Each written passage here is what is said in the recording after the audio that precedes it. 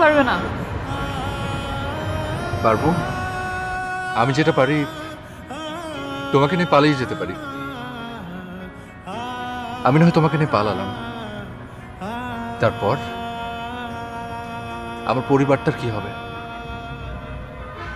আমাকে ছাড়া চলবে কি করে তারা? তাই বলে তোমার আমার এতদিনের ভালোবাসা, আমাদের এতগুলো স্বপ্ন সব এভাবে শেষ হয়ে যাবে? আমি আগে অনেক ঠান্ডা থাকতাম,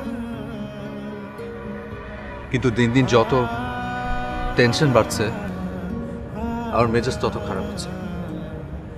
আগে স্টুডেন্টদের একটু বকাঝকা করতাম না, কিন্তু এখন অল্পতেই রেগে যাচ্ছে।